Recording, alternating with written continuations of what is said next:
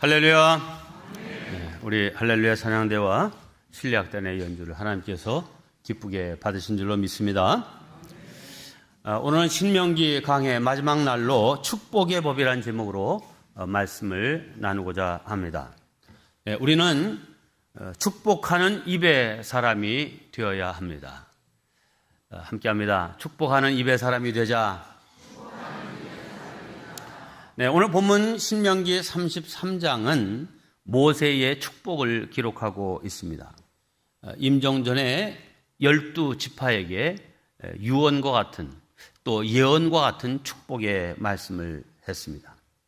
재미있는 것은 창세기는 50장까지 있는데 한 장 앞인 49장에 야곱의 축복의 기도 내용이 들어져 있고요. 또 이 신명기는 34장까지 있는데 역시 한 장 앞인 33장에 이 모세의 축복의 기도가 기록되어 있습니다. 일반적으로 사람이 임종이 가까우면 대부분 마음이 다급해지고 또 더 자기중심적이 되어서 무슨 남을 축복하고 이렇게 하는 일을 잘 하지 못하는 게 일반적인 사람의 모습입니다. 축복의 말을 남길 만한 여력도 정신도 그럴 여유도 없는 것입니다. 그런데 이 성경에 나타난 믿음의 사람들은 한결같이 축복의 말을 남기고 하나님의 부름을 받았다는 사실입니다. 이것은 그들이 상당히 여유로운 죽음, 안정적인 죽음, 마음이 평화로운 죽음을 맞이했다는 증거입니다. 여러분들도 다 그런 사람들 되시길 바랍니다. 불신자들의 죽음을 보면 대개 그 죽음에 대해서 부인하고 외면하고 살다가 어느 날 갑자기 맞이해서 당황하며 죽는 것이 보통입니다.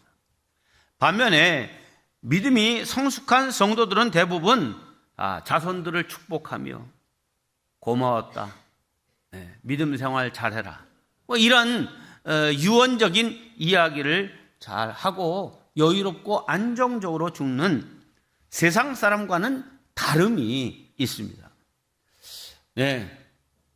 우리들은 그런데 죽을 때쯤 되어서 좋은 말, 축복의 말 하는 그런 사람이 아니라 평상시에도 자녀손들에게 늘 축복의 말을 많이 해 주어야 됩니다. 칭찬은 고래도 춤추게 한다 하는 그런 제목의 책이 있는 것처럼 이 축복하는 일은 대단히 중요합니다. 왜냐하면 축복하는 입에는 권세가 있기 때문입니다. 함께합니다. 축복하는 입에는 권세가 있다. 무슨 말인가 하면 성경에 보면 아브라함과 이삭과 야곱과 또 오늘 모세를 비롯한 모든 믿음의 조상들이 그 후손들을 위하여 축복한 그 축복의 내용이 그 후손들에게 그대로 그 인생이, 그 삶이 이어져 갔다는 사실입니다. 그러니 이 부모의 언어가 굉장히 중요합니다. 그러므로 부모는 자녀들을 훈계할 책임이 있죠. 잘 지도하고 가르쳐야 될 책임이 있습니다. 그보다 더 중요한 책임은 자녀들을 축복하는 입술이 되어야 하는 것입니다. 선대가 축복해준 그대로 그 후손들의 인생이 달라진다는 것을 안다면 우리가 말 한마디를 해도 잘 해야 됩니다. 제가 지금도 잊지 않고 생생히 기억하고 또 제가 여러분에게도 몇 번 드린 말씀이 있습니다. 제가 미국에 있을 때 그 맨하탄 딱 건너면 이제 퀸즈가 시작되는 그 초입, 그러니까 맨하탄과 딱 붙은 퀸즈에 아스토리아라고 하는 곳이 있는데 여기에서 담임하시던 김성남 목사님이 계십니다. 지금은 돌아가셨지만 그분이 부흥회 중에 이렇게 말씀하시는 거예요. 여러분, 우리 대한민국이 왜 일제 36년 나라가 망하고 그런 비참한 생활을 하게 됐습니까? 뭐라고 대답해야 돼요? 가만히 있으니까.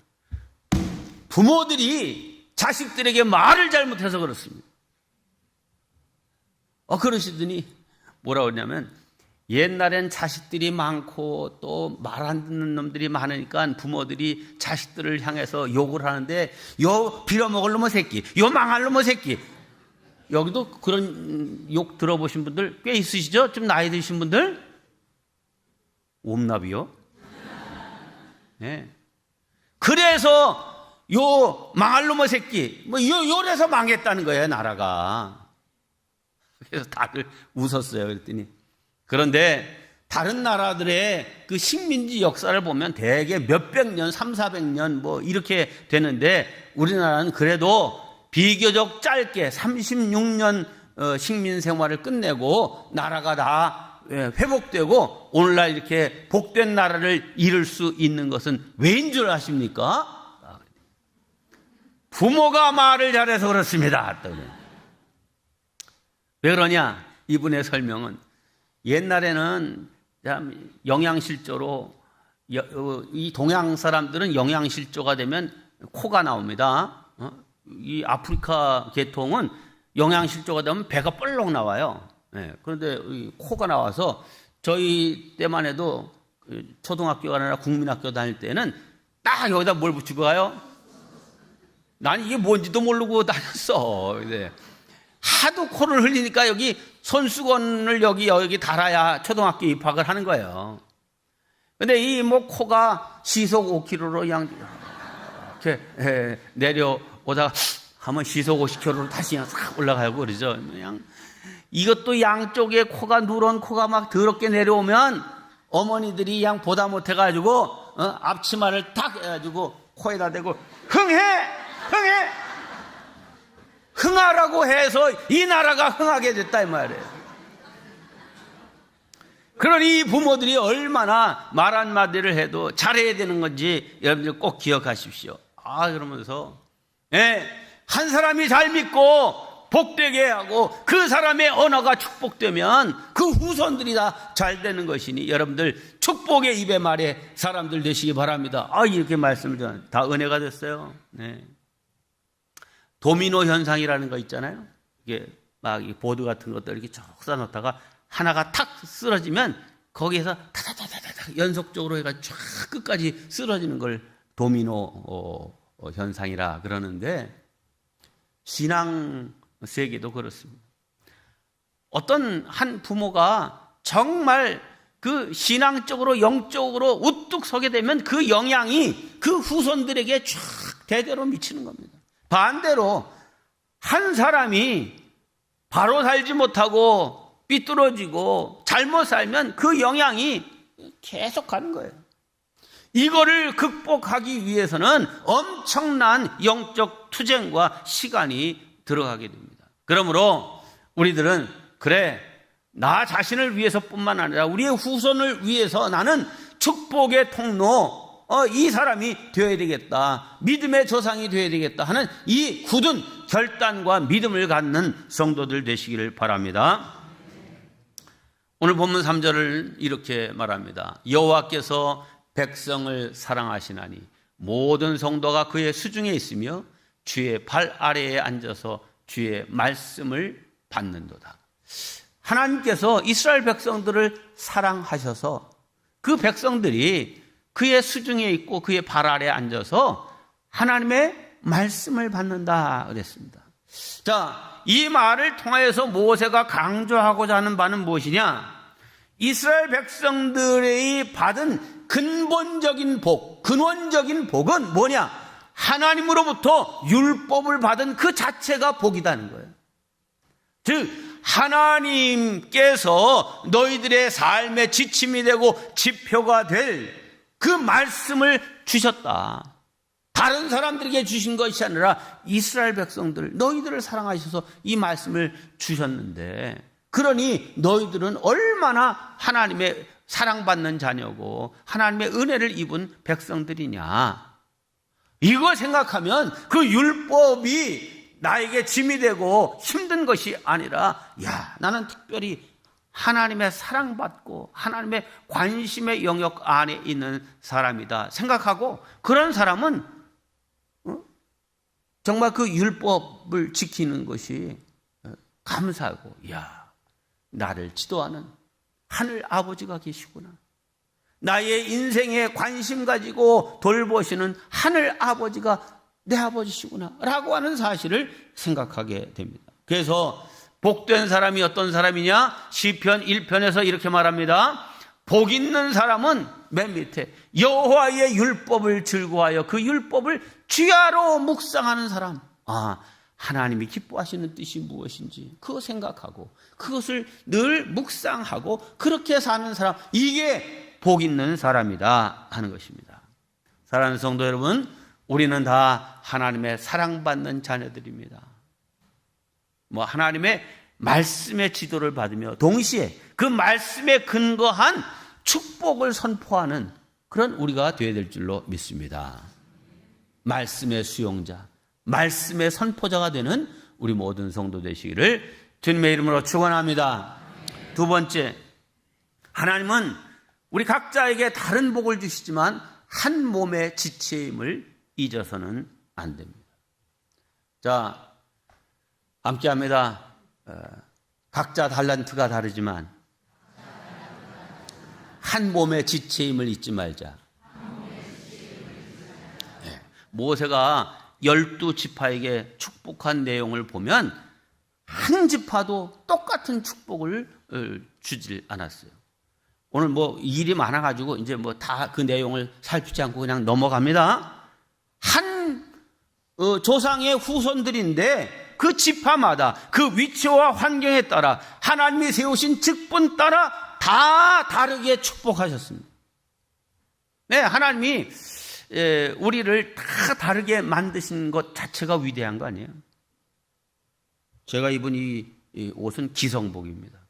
가면 요 똑같은 사이즈만 다른 옷들이 그냥 쫙 있어요. 얼마나 만드는지 몰라. 그럼 비싼 옷은 어떻게 해요? 기성복집에 가서도요, 비싼 옷은요, 한 번에 300벌 이상을 만들지 않는데요. 왜? 나하고 똑같은 옷을 입은 사람을 보면 기분 나쁘다 이거예요. 근데 그냥 싼 거는 수천 벌 해가지고선 50만 원 받을 걸 한 30만 원 받아 그냥 떨이 하면서 막 파는 거예요. 우리 똑같이 만드는 게 쉬워요? 다 다르게 만드는 게 쉬워요? 똑같이 만드는 게 쉽죠. 하나님이 얼마나 머리 아프시겠어. 우리 인간들을 그냥 다 다르게 만드셨으니. 대단한 하나님이셔. 네. 자, 그런데 하나님이 우리를 다 다르게 만드시고 각기 개성이 다르게 하시고 또 은사와 재능이 다 다릅니다. 네, 사도 바울이 로마 교회에 보낸 편지를 통해서 우리가 다 각기 다르다라고 하는 것을 말씀하셨어요. 그런데 그 각기 다 다르지만 한 몸의 지체라고 하는 이 사실을 잊지 마라 라고 하는 사실을 더 크게 강조했다는 사실을 알아야 됩니다. 자, 로마서 12장 4절로 8절입니다. 우리가 한 몸에 많은 지체를 가졌으나 모든 지체가 같은 기능을 가진 것은 아니니, 이 다양성에 대한 얘기죠. 이와 같이 우리 많은 사람이 그리스도 안에서 한 몸이 돼요. 그 몸에 붙어있는 지체라야, 그래야 생명이 있고 기능을 발휘할 수 있다. 우리에게 주신 은혜대로 받은 은사가 각각 다르니 예언, 또 섬기는 일, 가르치는 일, 위로하는 일, 구제하는 일, 다스리는 일, 긍휼을 베푸는 여러 가지 다양한 은사가 있다 이 말입니다. 네, 지금도 교회 안에서도 보면 우리 부목사님, 전사님들도 이렇게 보면 사람마다 다 달라요. 어떤 사람은 기획을 잘하는 사람이 있고요. 어떤 사람은 실천력이 뛰어나고, 어떤 사람은 아이디어가 풍부하고, 어떤 사람은 새로운 일을 과감하게 시도하는 것을 잘하고, 어떤 사람은 꼼꼼하게 점검하는 일을 잘하는, 그런 다 다양해요.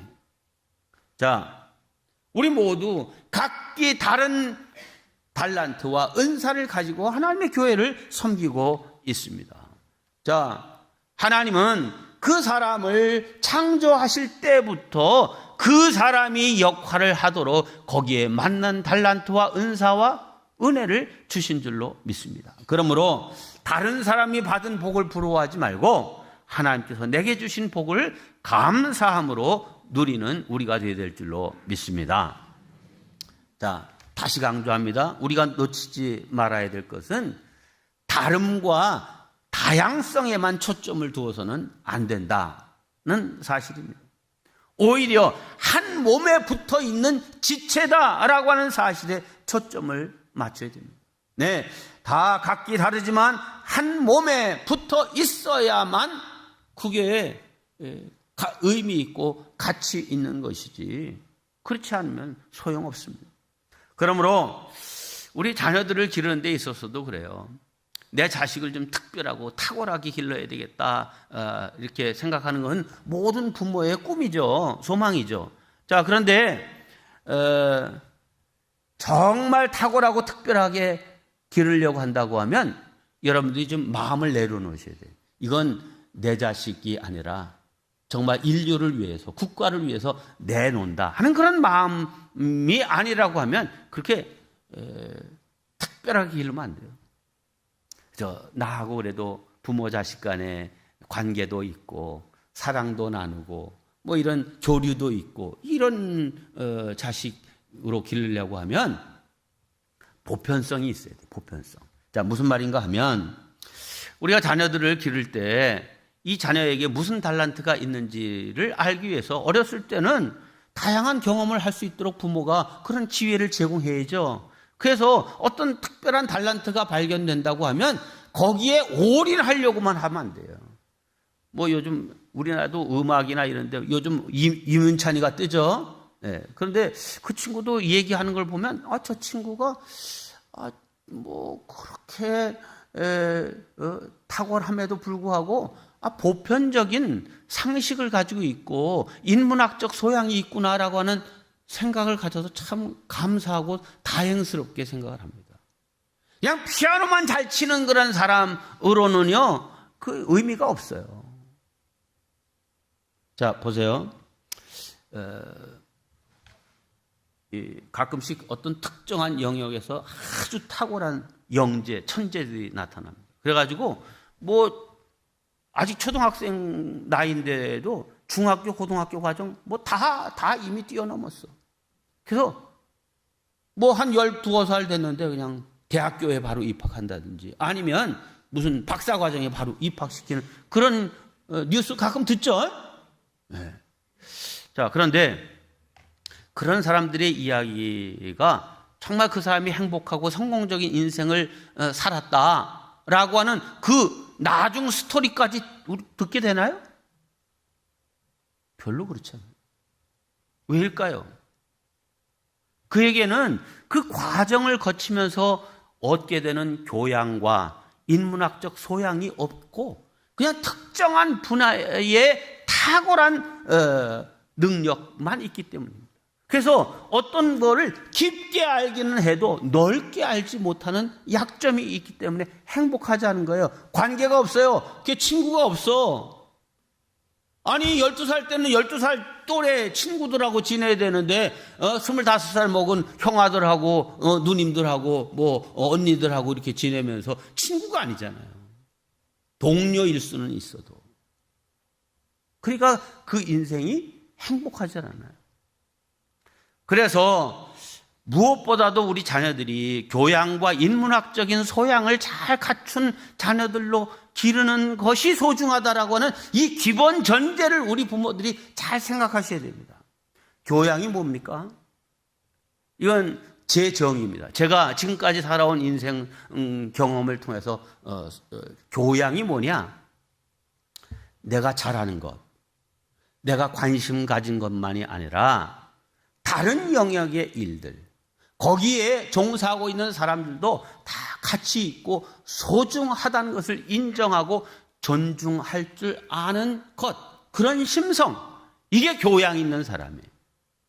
그래서 다른 영역의 것들과 사람들과도 넓게 잘 소통할 줄 알고 또 그 사람들이 잘하고 있는 것들을 잘 알아감으로 나의 특별함이 다른 영역의 것들과 혹은 사람들과 잘 통할 수 있는 능력, 이게 교양입니다. 여러분, 대학교에 가면은 대개 전공을 선택해서 가더라도 1, 2학년 때는 소위 교양 필수 과목 해가지고 교양 과목들을 내 전공하고는 상관없는 그런 과목들을 많이 공부하게 됩니다. 왜죠? 내 전공, 나는 이 대학에 와서 내 이 전공을 좀 아주 심오하고 탁월한 능력을 얻기 위해서 왔다 생각하는데 교양 과목을 필수로 다 듣게 해요. 그 이유가 뭐예요? 어느 한 분야에만 특별하다고 해서 네가 행복하지도 않고 그런 걸로는 사회에 공헌할 수 없다라고 하는 전제예요. 여러분, 박사 하면은 어떤 사람이에요? 어떤 분야에 탁월한 지식과 능력을 가지고 있는 사람이 박사 아니에요, 그죠? 근데 이 박사도 아주 깊게 아는 사람이 아닙니다. 넓게 아는 사람이에요. 왜요? 박사라는 박자가 무슨 박자예요? 넓을 박자예요. 넓을 박자. 제가 박사 과정을 이렇게 하면서 쭉 그 선생님들이 하시는 말씀에 이렇게 참, 그렇구나 하는 새로운 깨달음들을 많이 갖게 되는데, 결정적으로 이제 박사 과정을 이제 마치고 이제 이 박사학위 최종 관문은 오럴 디펜스입니다. 그러니까 자기가 쓴 논문을 이제 박사 한 7명 정도가 들어옵니다. 자기 주임 교수를 비롯해서 주임 교수는 질문하지 않아요. 이제 본인이 지도한 학생이 지금 심사를 받는 중이니까 질문하지 않고 다른 6명의 박사들이 질문을 하는데, 저 같은 경우 콜롬비아 대학은 보면 그 6명의 박사들이 자기 전공 분야, 저는 교육학을 했으니까 교육학 분야의 교수가 본교에서 2명, 이제 다른 학교에서 1명, 그리고 본교에서 2명이 다른 과, 교육학과가 아닌 다른 과 교수들이 들어오고, 또 다른 학교의 다른 과를 전공한 교수가 들어와서 이제 질문을 합니다. 거기에 이제 제가 말로 디펜스를 하는 거예요. 공격을 해오죠. 야, 네 논문을 내가 보니 이러이러한 문제가 있다 하는데, 그 6, 7명의 교수들의 진영이 어떤 사람이냐? 다양해. 내가 지금 교육학 박사 학위를 받는데 교육학자들이 와서 질문하는 게 아니에요. 다양한 전공을 한 박사들이 와서 질문하는 거예요. 그거에 대해서 네가 공부하고 주장한 바가 아주 탁월하고 독특하지만 이게 다른 사람들에게도 보편적으로 받아들여지고 수용될 수 있는 그런 것이냐 라고 하는 것을 질문하는 거죠.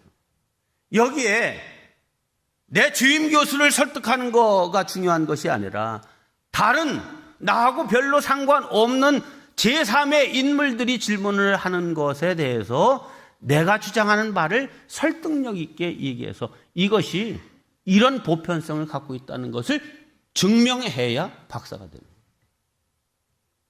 다 그 한 2시간 내지 2시간 반 정도를 이제 디펜스를 하고 나면 나가 있으라고 그럽니다.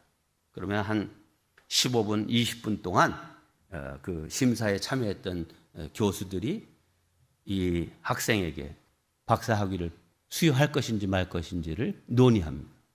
그래서 논의가 끝나면 이제 직원이 들어오라고 딱 그럽니다. 긴장되는 순간이죠. 근데 대개 들어서 알고 있어요. 딱 들어갔을 때 그 심사했던 주임 교수들이 자리에서 다 일어나 있으면 통과된 것이고, 그냥 자리에 앉아 있으면 이제 통과를 못한 거예요. 대개 이제 그 박사 종합고시는 2번의 기회가 있지만 오럴 디펜스는 그냥 딱 한 번으로 끝나는 거예요. 그러니까 그렇게 되면 박사 과정 수료로 끝나는 거죠.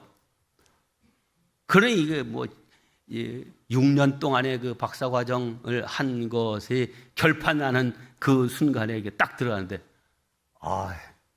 감사하게도 딱 다 서 있더라고요. 서 있으면서 우리 주임 교수가 Congratulations, 닥터 킴. 딱 이러는데, 이야, 됐구나 하는 그런 마음입니다. 근데 제가 느낀 것은 이게 내 분야의 특별한 대단한 무슨 성취, 이게 중요한 것이 아니라 보편적이고 모든 사람에게 받아들여질 수 있는. 그래서 네가 박사야?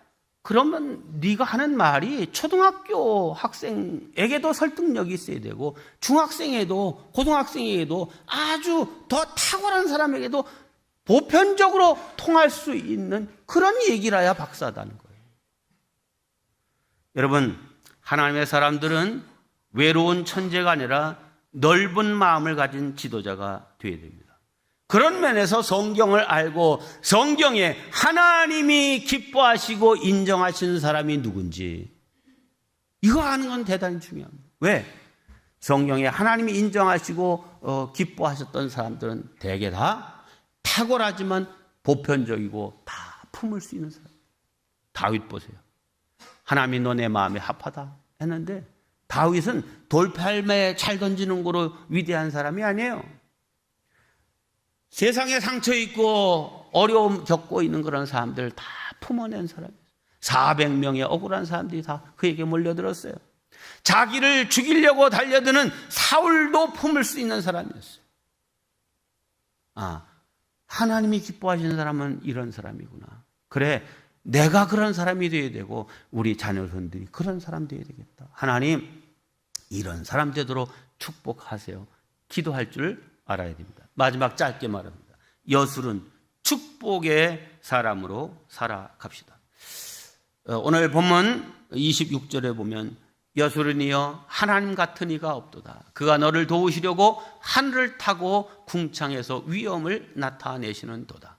여기 여술은이여라고 하는 이 여술은이라고 하는 말은 이스라엘의 애칭으로 사랑받는 자라는 뜻입니다. 사랑받는 자여, 하나님이 너같이 사랑하는 사람 없다.